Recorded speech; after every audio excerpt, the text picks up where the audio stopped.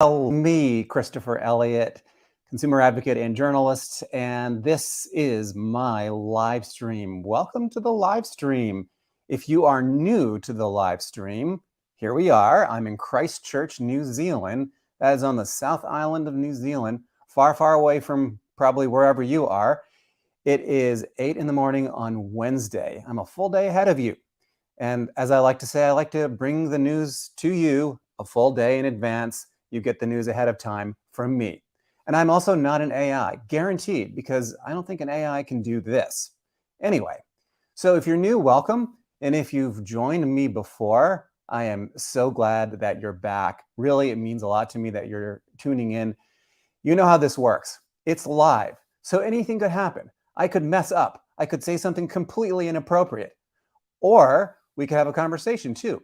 So if you are tuning in now and it says live on your screen, you can ask me a question and I will respond to it. So if you are tuning in on Facebook or LinkedIn or YouTube or Twitch, you can just post a question right now, and I hope you will. Let me know where you are too in the world, because we have a global audience, and let me know what is on your mind.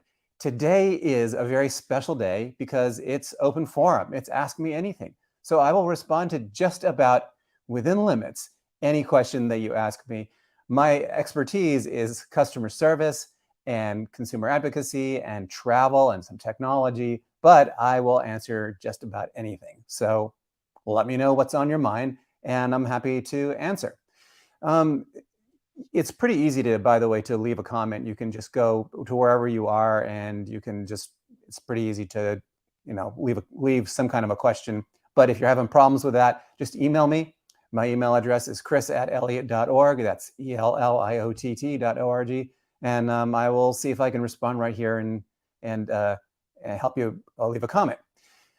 So open forum means that anything goes. And I have actually received some questions ahead of time, although, I've told myself, gosh, Chris, you know what? You should just not do any preparation at all and just see what happens. See if anyone is going to ask a question. But I thought, yeah, better have some questions prepared in advance. So that's what I did.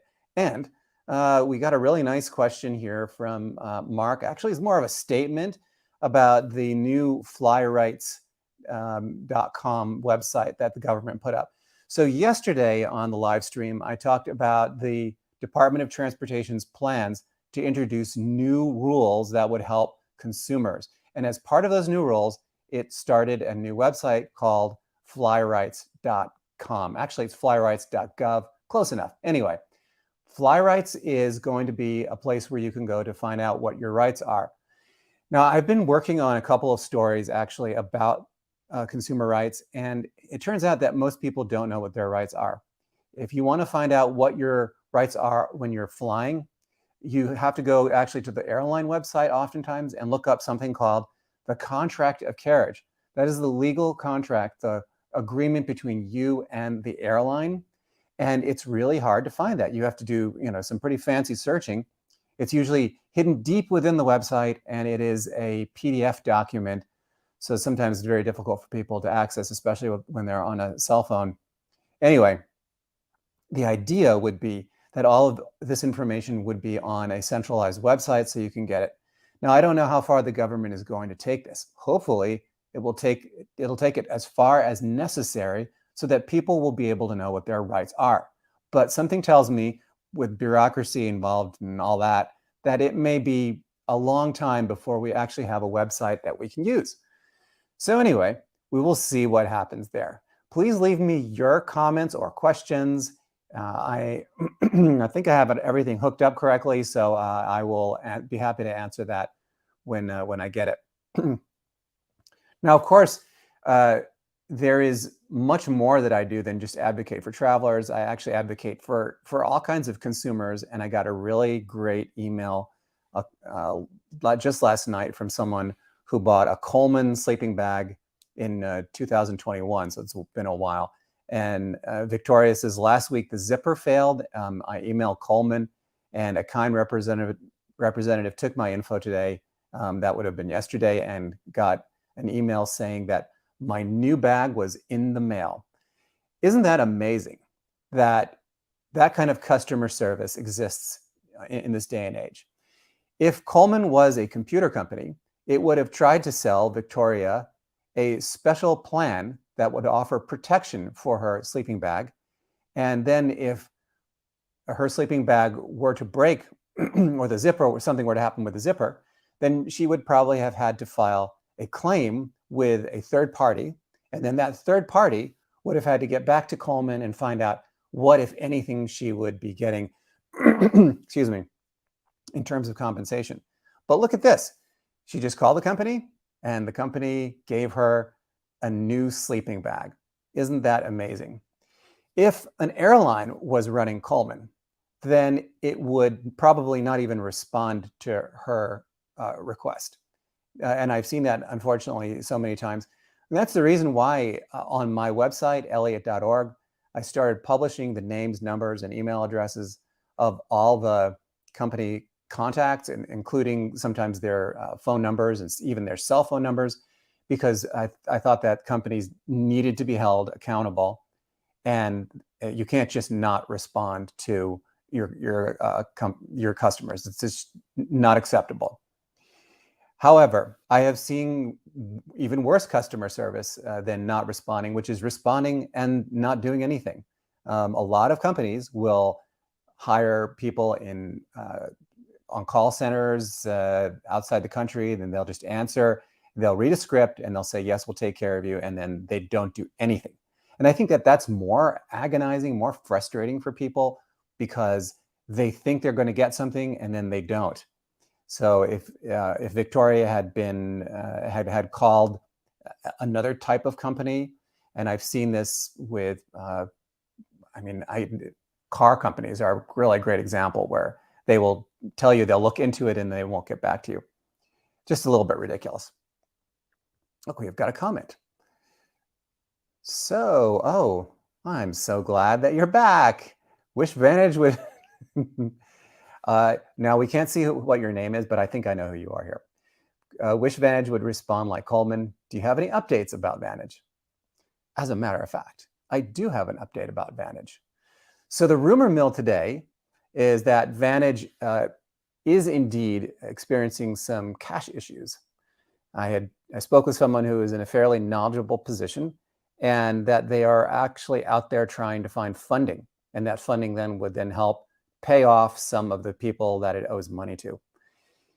In the meantime, there have been some issues involving insurance claims. And I spent a significant amount of time earlier this morning talking to someone who is connected to an insurance company that does business with Vantage. And when people buy insurance, first of all, I don't know this for a fact because I haven't actually gone through the booking process, but I spoke with someone who said they went through the booking process with Vantage, and they said that they were forced to buy insurance.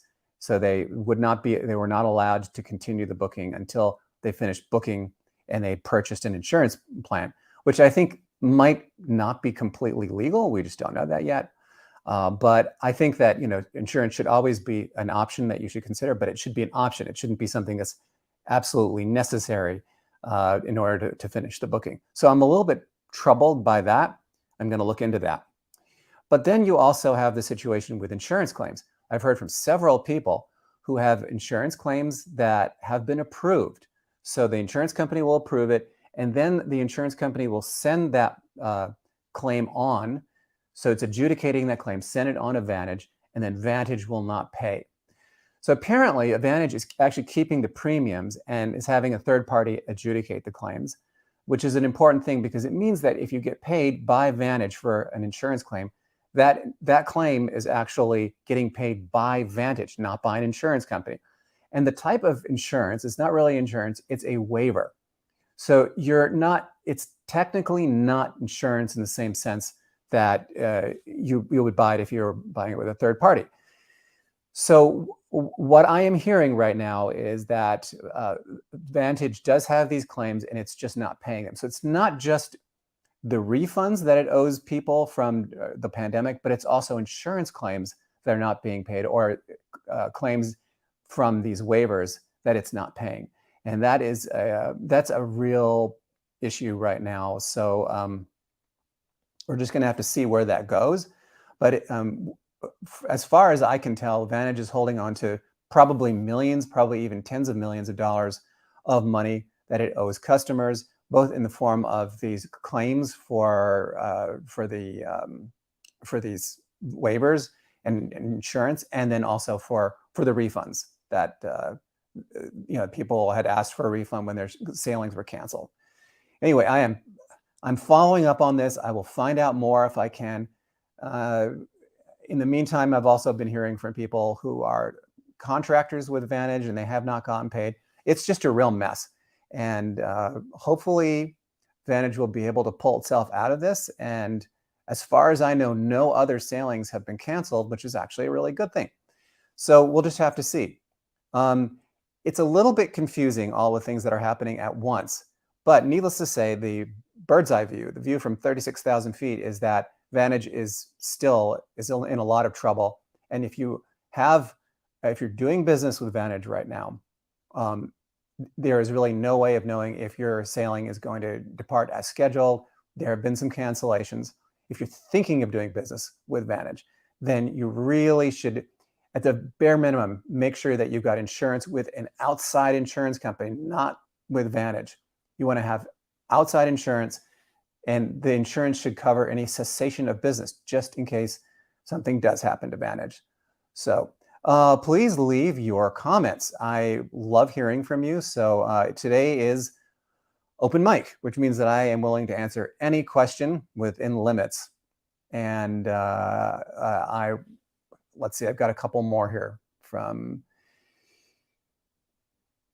actually, here's another one. So my mother had to cancel her Vantage cruise, and she filed a claim through Allianz. That's the insurance company that, and it was approved in December, but it hasn't been paid yet. So the question is, how do I get the company to pay the claim? And that actually is something I have not addressed yet. So let me talk about that a little bit. If you have something that's gone through a third party like that, you can actually reach out to the insurance company and say, hey, I haven't been paid yet. And they can possibly put a little bit of pressure on a company like Vantage to get the claim paid. But again, it's not up to Allianz. It's actually up to Vantage to pay that claim. There also are other ways that you can do. Obviously, you could be talking to a consumer advocate. There's a couple of them out there. I'm one of them. And we could be making inquiries on your behalf as well. There is also small claims court. And as long as Vantage is still in business, you can go to small claims court, and you can actually see if you can get your claim through the judicial process. Now, it is true that a lot of small claims court judges are more likely to see things your way if it's just a small amount of money. But in some of these cases, though, we're talking about tens of thousands of dollars. You may be past that limit. There's a threshold for small claims court. And so you may have to go to a different, you may have to go to regular court, not small claims, in order to get your money back. We're talking a lot about travel insurance here. From Roberta, we're seniors and we need to conserve funds. Don't we all? Yet we understand the importance of buying travel insurance. Can you advise us as to the best companies to reach out to? So when I get questions like this, I would love to recommend individual travel insurance companies, but it's really difficult because, first of all, I don't know what your situation is. And that's something that an insurance agent would be able to tell you. Like, what kind of insurance do you need? What state are you located in? What's your age? All those things go into the calculation of, how much it's going to cost you. And you really need to have someone who can sit down with you and take the time to understand what your situation is before recommending a particular travel insurance company. I do have a guide. It's an ultimate guide to travel insurance that I think you're really going to like. And if you go to my website at elliott.org, that's ELLIOTT.org, I will put it up right here as well. You can find the ultimate guide to travel insurance. Just do a search for that. So in that guide, I go through who needs insurance and who doesn't need insurance, because, not everyone needs travel insurance. But we also talk about the type of insurance that you need and what you shouldn't get insurance for. Also, where you might already be covered for things like, homeowners insurance, renters insurance. The car insurance also will cover, if you're renting a car, you might already be covered under that. And your credit card, if you're paying by credit card, you might have some coverage under that as well. So I go through all of that and talk about, what you should be looking for when you're purchasing a travel insurance plan. So that is what, my very long-winded answer is to you is make sure that you read a guide and then talk to an agent. Either talk to a travel advisor, because they actually will sell you an insurance policy, or talk to an insurance agent. And if those people can't help you, you can also call the travel insurance company and ask. Now, one little insider tip for you is you might want to, if you are getting some advice, is get everything in writing, because things that are said by phone can be misunderstood easily. And then when it comes time to possibly filing for a claim, which I hope you don't have to do, you don't have anything to go back to saying, hey, you told me this. What you really want is to have everything in writing. And then also you're going to need to read the policy very carefully. That's something that nobody wants to do, but it is so, so important, is read that travel insurance policy, because there's a lot of things in there that, you might find surprising, good surprise, bad surprise, but definitely surprising. You may find that there are some things that are covered by travel insurance that you didn't think were covered. You may also find that there are some limits that you're not comfortable with. The time to read your travel insurance policy, though, is before you buy it. You don't want to wait until after. Now, a lot of travel insurances offer something called free look. That's a period where you can look at your policy, and if you don't like it, you can get a refund, or usually a refund, or they'll just zero out the transaction. But at some point, though, the travel insurance becomes non-refundable, and after that, you can't do that. So make sure that you read the policy beforehand. If you buy it, at least make sure you read it before the free look period is over, and then you should be okay. So that would be my amazing insider advice on travel insurance. Let's see, more questions. Oh, that's we did that one. And then Mitch, good to see you, Mitch. Says, I've used your guide for insurance and have used several companies for various trips. I'm glad you find that helpful. I did have one claim with John Hancock that was administered by Seven Corners. It took 6 months, but they paid most of the claim. I'm glad they paid the claim, Mitch. 6 months is way too long, way, way too long. I'm glad that you mentioned them, because now we know John Hancock, it should not have taken that long. So here's what's going on. I've written a lot of stories about this, actually, is that because of all of these air travel meltdowns and other things, the pandemic, it has taken much longer to process travel insurance claims than it used to. So it used to be the easy ones, the ones that were like less than $100, you could get those almost instantaneously. But those are not what we're talking about. The more difficult ones, the ones that are, $1,000, $10,000 in that area, those are taking much longer. I have heard of travel insurance companies actually asking for documentation 2 or 3 times the same documentation. And then there's just a lot of bureaucracy as well. We've seen that with Vantage. I just did a case on overseas adventure travel, another one where there was a claim that was adjudicated by a travel insurance company, but ultimately had to be paid out by overseas adventure travel. And that took a long time. It took 6 months or more. How do you get an insurance company to pay faster? I'm glad you asked, because that's definitely implied in the question. And what I would say is you definitely have to be the squeaky wheel. First of all, if you have a claim against a travel insurance company, it's going to take you at least, for a substantive claim, it'll take at least a month, sometimes 2 months. So be prepared for the wait. But If it's longer than that, then you need to be the squeaky wheel. You need to write to the travel insurance company on a regular basis, maybe once every week, once every other week, saying, hey, is there any other information that I can send you? What's the latest on this claim? And the reason why is that there's a pretty good chance that your travel insurance company has a lot of claims that it's dealing with, and yours is in a queue waiting to be processed. And whenever you send an email or call the travel insurance company, it is a possibility that your case can be moved out of the queue and into higher priority. Doesn't always happen, but it can.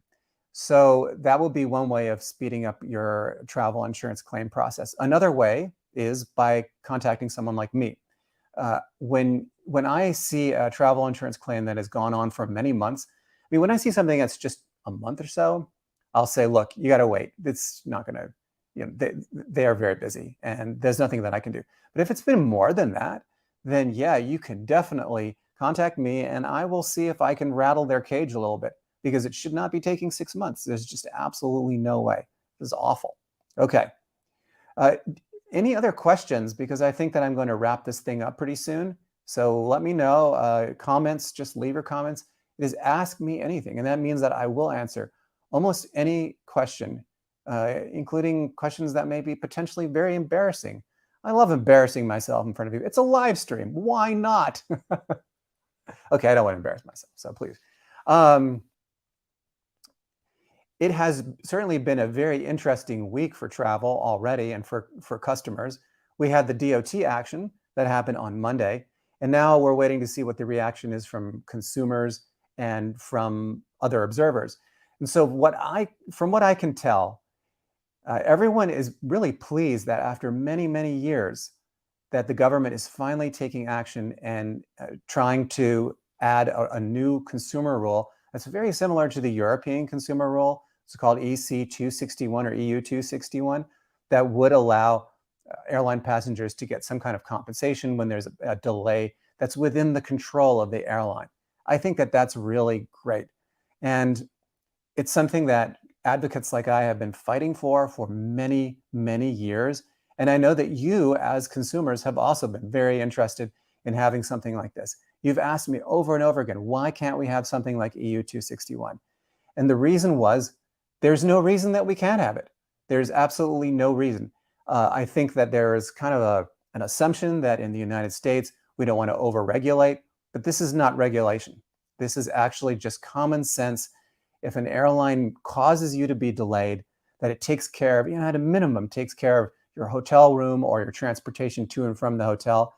That's something that was done as a courtesy before deregulation. And even after deregulation, airlines would do that. Now they do it on a case-by-case basis. If you're a very loyal customer, frequent traveler, they will take care of everything. But if you're just ma and pa kettle, they will not take care of you. They should do that for everyone. And so it's really unfortunate when you see airlines practicing this kind of discriminatory behavior or not taking care of their clients at all. If you're a passenger, you deserve to be treated well, no matter how much you paid for your airline ticket. And I wish that airlines would do that. Unfortunately, they don't. Also, we heard that Marriott, which entered into a consent agreement with Pennsylvania, is now going to finally start disclosing its resort fees a little bit later this month. That's really excellent news, because now when you go online to Marriott.com and you look for a hotel, it will show you the rate that includes a mandatory resort fee or any mandatory fees, including taxes. So that is really, really great. And I hope that other hotels follow that. Something tells me that they will. And if they don't, that there might be other enforcement actions that happen. Pennsylvania has certainly not been shy about enforcing the law and protecting consumers, which I think is a really great thing. I am so glad that you joined me. Please log into my website, elliott.org. Check it out. I've got a new story there today I think you'll really like. It's about Allstate and a cruise that went terribly wrong because someone had Allstate rewards. Those rewards again. Also, I am running a special on my premium newsletter, Elliott Confidential. It's 40% off this week. If you want, I will send you a code so that you can get 40% off. Just email me. My email address is chris@elliott.org. So I'm going to wrap things up right now. I'm so glad you joined me for this open mic. We'll do it again soon. Probably be on tomorrow again. If something breaks, I'll be there to fix it, as I always am. All right. Good to see you. Talk to you later.